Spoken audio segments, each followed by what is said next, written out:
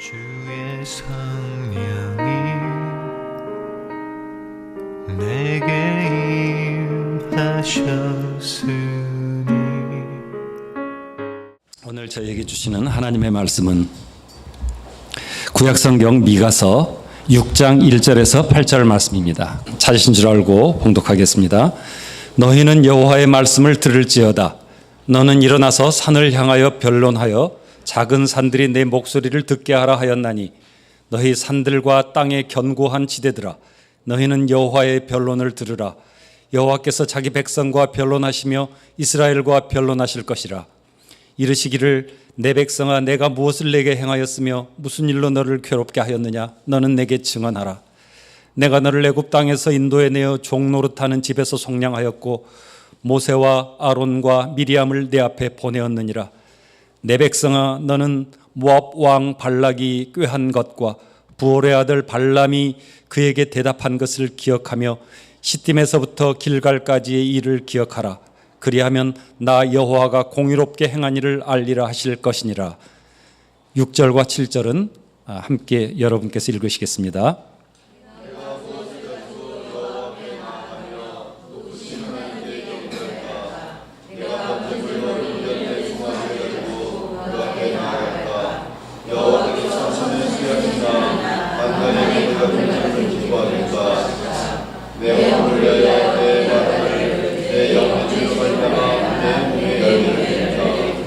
함께 읽겠습니다. 사람아, 주께서 선한 것이 무엇임을 내게 보이셨나니 여호와께서 내게 구하시는 것은 오직 정의를 행하며 인자를 사랑하며 겸손하게 내 하나님과 함께 행하는 것이 아니냐. 아멘. 다윗과 솔로몬 이후 요담의 아버지인 우시아 왕 때 유다는 경제적, 군사적으로 강해져서 중흥기를 맞이했으나 풍요와 강함은 오히려 유다를 부패하게 했습니다. 하나님이 아니라 우상과 돈을 자신의 힘을 의지하게 만드는 그러한 부패를 가져옵니다. 사회적 부정의가 넘쳐나고 지도자부터 백성에 이르기까지 모두가 부패하여서 도무지 하나님께로 돌아설 여지가 없어 보이는 암울한 시대 속에서 미가는 하나님의 부르심을 받아 정의와 도덕의 회복을 외치며 소망의 끈을 이어간 선지자였습니다. 미가서 5장 2절은 메시아 탄생지 예언으로 가장 잘 알려진 구약 본문 중 하나입니다. 베들레헴 에브라다야, 너는 유다 족속 중에 작을지라도 이스라엘을 다스릴 자가 내게서 내게로 나올 것이라. 그의 근본은 상고의 영혼에 있느니라. 미가서는 크게 세 번의 심판과 회복을 선언하는 단락 구조로 되어 있습니다. 본문은 세 번째 단락의 첫 번째 부분입니다. 1, 2절은 하나님 자신이 원고이자 검사가 되셔서 언약 백성인 이스라엘을 피고로 세우고 피조 세계를 증인으로 세우시며 고발하시는 법정의 모습을 보여주고 있습니다. 이 소송은 하나님이 자기 처소에서 직접 나오셔야 될 정도로 심각한 죄에 관한 소송입니다. 1장 3절에서 5절을 한번 살펴보겠습니다. 한번 찾아서 같이 읽어보시겠습니다. 1장 3절과 3절에서부터 5절까지입니다. 다 같이 읽으시겠습니다. 시작. 여호와께서 그의 처소에서 나오시고 강림하사 땅의 높은 곳을 밟으실 것이라. 그 아래에서 산들이 높고 골짜기들이 갈라지기를 불 앞에 밀초 같고 비탈로 쏟아지는 물 같을 것이니 이는 다 야곱의 허물로 말미암음이요 이스라엘 족속의 죄로 말미암음이라. 야곱의 허물이 무엇이냐? 사마리아가 아니냐? 유다의 산당이 무엇이냐? 예루살렘이 아니냐? 아멘.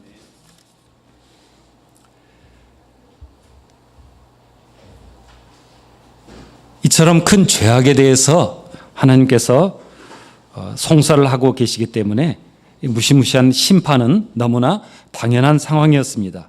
이스라엘은 그 점에 대해서 결코 불평할 수가 없습니다. 그런데 그들은 하나님께 불평을 하고 있습니다. 오늘 본문 3절의 내용을 보면은 하나님께서 내가 무엇을 하였느냐, 무슨 일로 너를 괴롭게 하느냐라고 그렇게 말씀하고 있습니다. 이 말씀은 이스라엘이 하나님에게 왜 우리를 괴롭게 하느냐고 불평한다는 그러한 역설적 표현입니다. 그리고 나서 하나님은 이렇게 말씀합니다. 내가 너를 애굽 땅에서 인도해내고 노예에서 속량하였다. 괴롭게 한 게 아니고 인도해내었다. 이렇게 항변하고 계십니다. 여기서 당신을 괴롭게 했다는 히브리어로 헬레티카입니다. 한번 발음해 보시겠습니다. 헬레티카. 그리고 너희를 인도해냈다는 히브리 말은 헬레티카입니다. 해보시겠습니다. 헬레티카. 비슷하죠? 헬레티카, 헬레티카. 헷갈리시죠? 그러니까 이것은 마치 애들아, 너희가 헬레티카를 헬레티카라고 말하고 있는 거 아니야?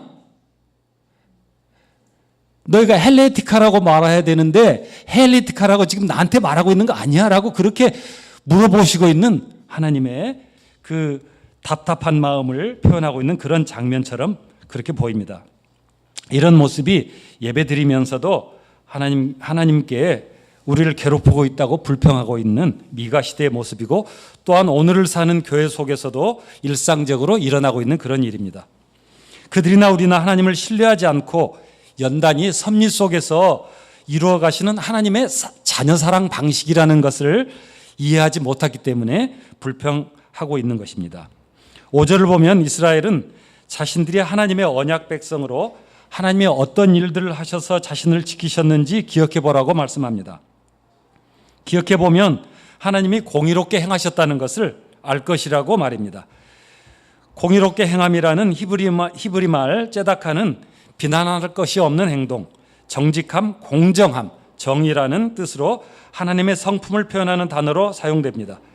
그들의 불평은 하나님이 하신 일들을 기억하지 못했기 때문이었습니다. 그들은 남편 대신 하나님에게 마음이 떠나 우상인 세상과 사랑에 빠져 있습니다. 우리의 참 주인이시고 남편 대신 여호와께 여전히 제사를 드리고는 있지만 그들의 마음과 삶의 방식은 우상 바알을 따르고 있었습니다. 6절과 7절은 그 점을 잘 보여줍니다. 그들은 경배하기 위해 합법적인 제물인 1년 된 송아지를 드리면 된다고 생각합니다. 더 많이 바쳐서 더 많은 복을 받으려고 수많은 피와 기름을 들여서 기쁘게 해드리려고 합니다. 심지어 가장 귀한 것을 드리면 자신들의 죄와 허물을 용서받을 줄로 믿고 맏아들과 태열매인 자식들을 드렸습니다. 여기에서 그들의 드렸던 예배에 가장 드러난 특징이 있는데 그것은 나라는 단어입니다. 두 구절에서 8번이나 등장하는 내가, 나의라는 단어는 그들이 스스로의 힘으로 하나님을 기쁘게 하는 예배를 드릴 수 있다는 그들의 신념을 보여주고 있습니다.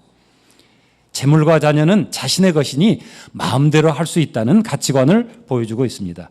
그들은 궁극적으로 무엇을 가지고서 하나님을 예배할 수 있다고 생각합니다. 그러자 하나님은 선지자를 통해서 내가 구하는 것은 다르다라고 대답하십니다. 8절에서 내가 정의를 행하고 인자를 사랑하고 겸손하게 하나님과 동행하는 것이 내가 원하는 것이 아니냐라고 묻고 계십니다. 이것이 하나님께서 이미 보여주신 선한 것이라고 하십니다. 이미 보여주셨다는 것이죠. 왜냐하면 하나님은 시내산에서 율법을 주셨고 모세와 여호수아와 선지자들을 통해서 오랫동안 반복해서 말씀하셨기 때문입니다. 오늘날 교회를 향한 하나님의 요구이기도 한 이 말씀은 한마디로 마음을 요구하신다는 것을 의미합니다.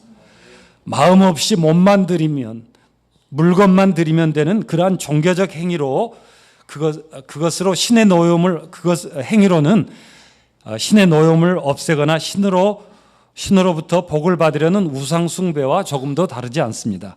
그래서 하나님은 시편 4편에서 마음이 상한 자 중심으로 통회하는 자를, 시편 51편에서는 여호와께 구하시는 제사는 상한 심령이고 상하고 통회하는 마음이라고 말씀하시면서 하나님이 찾으시는 것이 무엇인지 분명하고 지속적으로 제시하셨습니다. 그러나 선택받은 이스라엘은 실패했습니다. 그래서 9절에서 16절에 이 실패의 결과가 나옵니다. 특별히 16절에서 그들의 극진한 종교적 행위가 하나님을 기쁘시게 할 줄 알았으나 결과는 황폐와 조소와 수욕의 비참한 것임을 기록하고 있습니다. 은혜 시대에 사는 교회 또한 마찬가지입니다. 우리는 지성이면 감천이라는 우리의 잠재의식 속에 들어있는 신념의 근거에서 신앙생활하는 기독교인을 어렵지 않게 만날 수가 있습니다. 지성이면 감천이라는 이 신념은 우리의 많은 삶을 지배합니다. 신앙생활에조차도 특별히 굉장히 신앙이 좋은 신앙인조차도 이 신념에 사로잡혀 신앙생활을 합니다. 지성이면 감천이, 정말 지성이면 감천입니까? 우리가 구원받는 것이 지성이면 감천으로 되는 것입니까?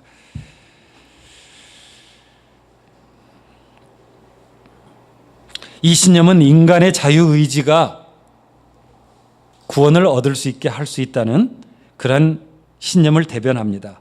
인간의 자유의지를 신뢰하는 신앙으로서 내가 주인이 되어 내가 무엇을 가지고 하나님을 기쁘시게 할 수 있다는 이런 신앙으로는 하나님의 요구에 바르게 반응할 수가 없습니다. 그렇다면 하나님의 백성의 바른 반응이란 어떤 것일까요? 먼저 성도는 하나님의 요구에 바르게 반응하기 위해서 내가 누구이며 어떠했던가를 기억해야 합니다. 신명기 16장 12절, 24장 18절, 22절에서 너는 애굽에서 종 되었던 일과 내 하나님 여호와께서 너를 거기서 속량하신 것을 기억하라. 이러므로 내가 내게 이 일을 명하노라라고 반복해서 말씀하고 있습니다. 이것은 과거 구원 사건에 대한 후대 신앙 공동체의 기억이 율법에 대한 순종과 실천의 원동력으로 작용한다는 뜻입니다. 만일 어떤 신앙 공동체가 과거에 발생한 하나님의 구원 사건을 망각하거나 자신들의 기억을 후대에 지속적으로 전승하지 못하면 그 공동체는 세속 가치관이 지배하는 이 땅에서 자신의 영적 정체성을 지키지 못하고 사라지게 됩니다. 성도 개인도 마찬가지입니다. 우리는 본질상 진노의 자녀였습니다. 의인은 하나도 없습니다. 모든 사람이 죄를 범해서 하나님의 영광에 이르지 못하였습니다. 그러므로 우리는 하나님의 진노로 멸망받을 존재였습니다. 그런데 은혜로우신 하나님이 자신의 선하신 뜻대로 우리를 선택하시고 구원하셨습니다. 아무 공로 없이 구원받은 사람이라면 당연히 너무 감사해서 마땅히 하나님의 말씀에 순종해야 할 텐데 이스라엘이 그렇지 못했던 것처럼 우리도 그렇지 못할 때가 많습니다. 왜냐하면 구원의 은혜를 망각하기 때문에 그렇습니다. 우리가 구원의 은혜를 망각할 때에는 우리가 하나님의 말씀에 순종하지 않고 오히려 불평하게 됩니다. 그러므로 우리는 하나님께서 그리스도 예수 안에 있는 성령으로 말미암아 하나님의 은혜로 값없이 의롭다 함을 얻은 자 된 사실을 항상 기억해야 합니다. 그럴 때 미래에 하나님께서 또한 약속하신 거룩한 기업을 받아 누릴 소망을 가지고 심판의 주로 재림하실 예수 그리스도를 기쁨으로 기다릴 수가 있게 됩니다. 하나님이 내게 베푸신 구원의 기억을 하는 사람은 하나님의 요구에 반응합니다. 그런데 어려움은 우리의 믿음이 흔들린다는 데 있습니다. 은혜 받으면 확신으로 충만하다가도 어느 날은 내 믿음이 어디에 있는지 도무지 찾을 수가 없을 때가 있습니다. 내가 예수님을 믿는데 정말 죽으면 천국 갈 수 있을까? 나는 수시로 죄의 유혹에 빠지고 나쁜 생각도 하는데 혹시 구원 못 받은 것은 아닐까? 그런 생각이 들면 마음에 기쁨도 없고 걱정이 앞서죠. 그러므로 우리는 자연스럽게 두 번째 질문 앞에 도달합니다. 그것은 성도의 믿음의 근거가 무엇인가 하는 것입니다. 성도는 하나님의 요구에 바르게 반응하기 위해 또한 하나님의 언약에 자신의 믿음의 근거를 두어야 합니다. 우리의 믿음의 근거가 내 확신에 있는 것이 아니라 내 구원의 근거가 내 확신에 있는 것이 아니라 하나님의 언약에 있다는 것을 언약에 그 근거를 두어야 한다는 말씀입니다. 내 노력이나 내 확신이 아니라 하나님의 주권적 언약과 섭리가 우리의 구원을 이루신다는 사실을 신뢰하는 것이 중요합니다. 이제 제가 하나님께서 어떻게 자신의 언약을 성취하시는지를 말씀드리겠습니다.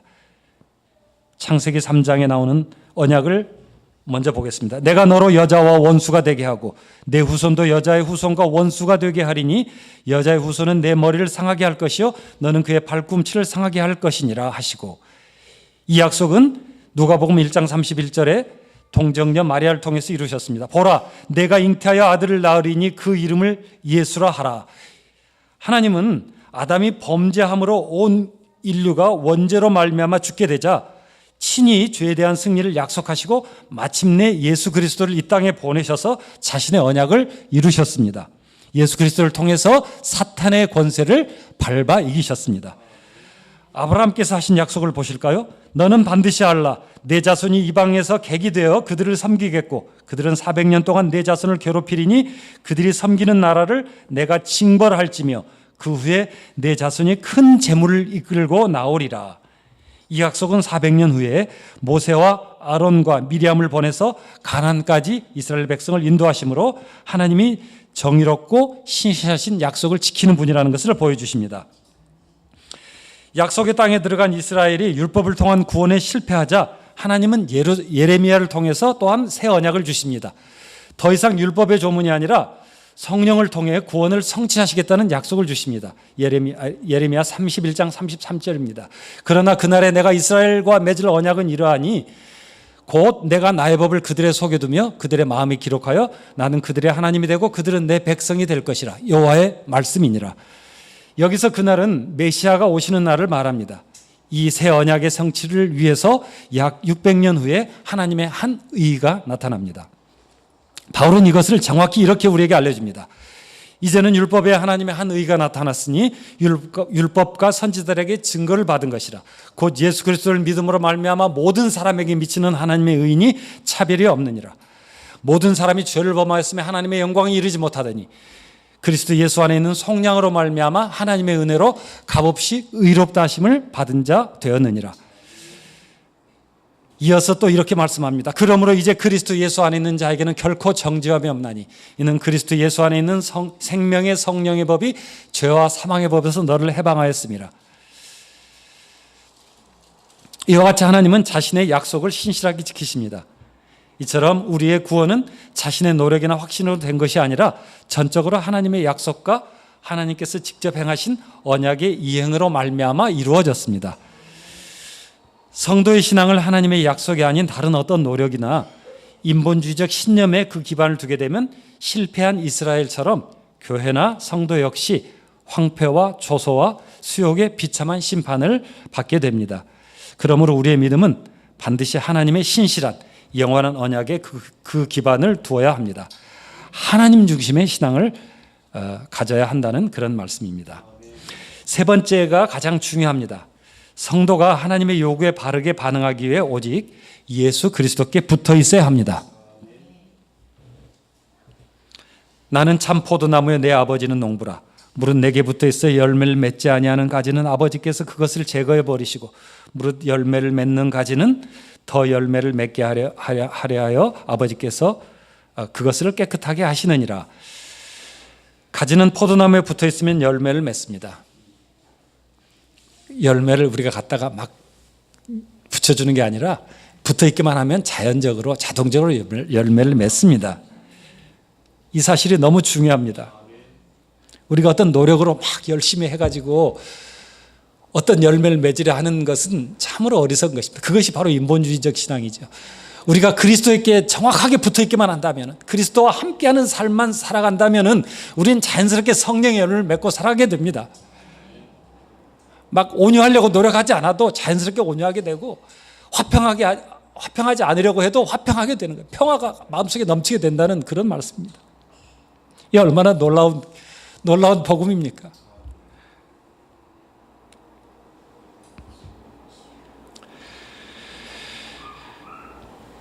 붙어 있지 않으면 실패한 이스라엘처럼 우리도 역시 하나님이 요구하시는 구원의 열매를 맺을 수 없습니다. 오직 예수 그리스도께만 하나님의 요구를 완전하게 순종하셨기 때문에, 그리스도께서만 하나님의 요구에 완전하게 순종하셨기 때문에 성도는 예수님께 붙어 있음으로써만 하나님의 요구에 바르게 반응할 수가 있습니다. 먼저 성도가 정의를 행하려 하면 정의를 온전하게 이루신 예수 그리스도의 정의를 힘입어야 합니다. 정의로 번역된 미시파트는 원래 재판, 여기에서 정의가 째다카라고 표현되어 있지 않고 미시파트라고 되어 있습니다. 너희가 미시파트를 행하라고 말씀하고 있습니다. 재판, 공정한 심판, 중지에 의한 심판을 의미합니다. 우리가 여기서 특이하게 봐야 할 것은 중지에 의한 심판이라는 것입니다. 심판할 때 한편의 옳은 편만을 들거나 또는 틀린 편에 치우치는 그런 심판이 아니라 이 둘 사이의 중재를 위한 심판을 의미하는 단어가 이 미시파트에 들어있습니다. 그런데 그 중재를 누가 하셨습니까? 예수 그리스도께서 하나님과 우리 사이에 중재를 하셨기 때문에, 그리고 그 중보자는 오직 한 분 예수 그리스도이시기 때문에 우리가 예수 그리스도께 붙어 있으면은 이러한 정의를 행할 수 있게 된다는 말씀입니다.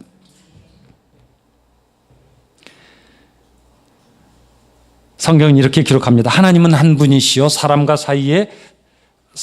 하나님 사이에 중보자도 한 분이시니 곧 사람이신 그리스도 예수라.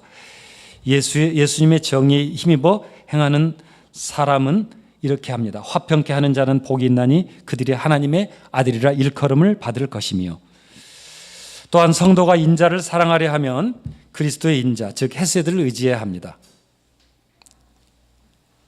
좀 우스갯소리로 가끔 전도사님들 중에 이 인자를 예수님, 인자인 예수님을 설명하는 것으로 오해하는 분들이 가끔 있는 걸 봅니다.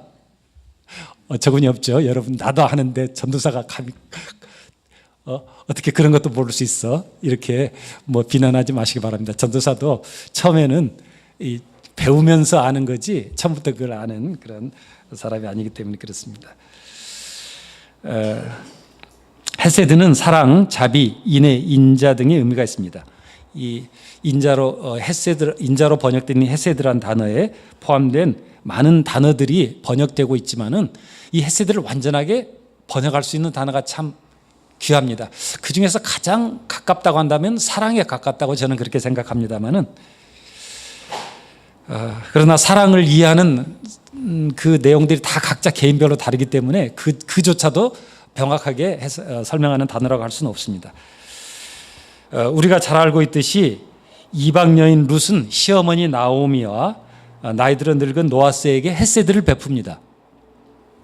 그리고 보아스는 고엘 즉 기업 물을 자가 되어서 그 책임을 이행함으로 나오미와 룻에게 또한 헤세드를 베풉니다. 이 사건은 하나님께서 보아스를 고엘로 보내셔서 그 시인 예수 그리스도를 이 땅에 오시고 십자가에서 보혈을 흘려주심으로 택하신 자기 백성의 완전한 고일이 되시는 사랑을 보여주신 사건입니다. 그러므로 모든 성도는 예수 그리스도의 완전하신 헤세드를 힘입어 진정한 헤세드를 베풀 수가 있습니다. 끝으로 우리가 겸손히 하나님과 함께 행하는 유일하고 완전한 방법은 예수 그리스도의 겸손 및 하나님과의 동행을 힘입는 것입니다. 그리스도의 사랑으로부터 나오는 겸손을 한번 보십시오. 너희 안에 이 마음을 품으라 곧 그리스도 예수의 마음이니 그는 근본 하나님의 본체시나 하나님과 동등됨을 취할 것으로 여기지 아니하시고 오히려 자기를 비워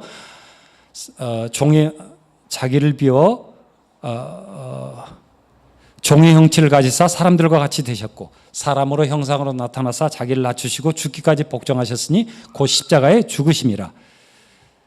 또 이렇게 말씀합니다. 나는 마음이 온유하고 겸손하니 나의 멍에를 메고 내게서 배우라. 그리하면 너희 마음이 쉼을 얻으리니. 예수 그리스도는 영원히 하나님과 함께 동행하셨던 분이십니다. 지금도 동행하고 계시고 항상 하나님과 동행하신 분이시죠. 아버지여 창세전에 내가 아버지와 함께 가졌던 영화로서 지금도 아버지와 함께 나를 영화롭게 하옵소서. 창세전부터 영원히 동행하셨던 분이 바로 예수 그리스도이십니다. 그리스도께서 완전한 순종의 삶을 사셨기에 그리스도와 연합한 사람은 하나님의 요구에 바르게 반응하는 삶을 살 수 있게 됩니다. 성령님의 신비로운 사역으로 그리스도와 연합된 참 그리스도인은 모든 소유권과 결정권을 자신이 갖지 않고 하나님의 뜻에 따라 행하게 됩니다. 그러므로 나의 자녀가 골칫덩어리가 아니라 하나님께서 잠시 맡겨주신 고귀한 하나님의 선물임을 알게 되고요. 아내를 목숨처럼 사랑하며 나의 가장 귀한 돕는 배필로 대우합니다.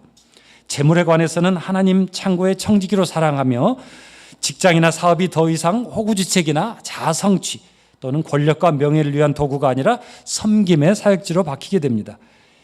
또 비교하지 않으며 항상 나보다 남을 낮게 여기며 살아갑니다. 그리스도와 연합한 사람의 삶이 이렇다는 것입니다. 그러면 그리스도와 연합한 성도의 증거가 무엇일까요?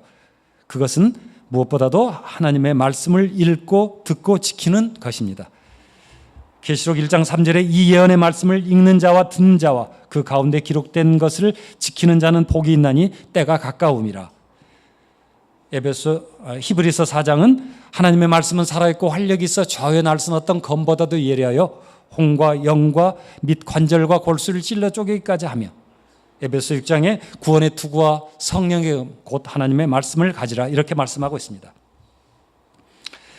성령은 하나님께서 자신을 계시하신 완전하고 완성된 하나님의 말씀입니다. 모든 성경은 하나님의 감동으로 된 것으로 교훈과 책망과 바르게 함과 의로 교육하기에 유익하니 이는 하나님의 사람으로 온전하게 하며 모든 선한 일을 행할 능력을 갖추게 하려 함이라.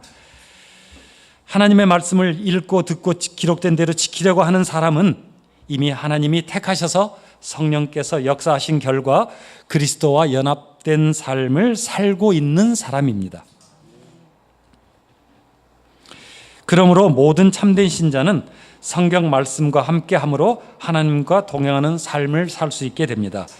이와 같이 말씀을 통해 그리스도에게 온전히 붙어 있으므로 성도는 하나님의 요구에 바르게 응답하며 살게 됩니다.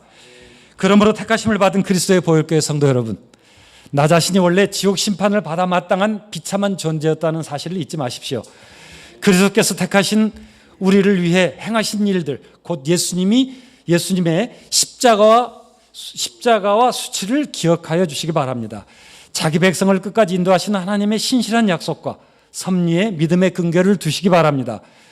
우리의 소유권과 결정권을 하나님께 드려서 성령께서 충만하게 역사하실 수 있도록 하시기 바랍니다.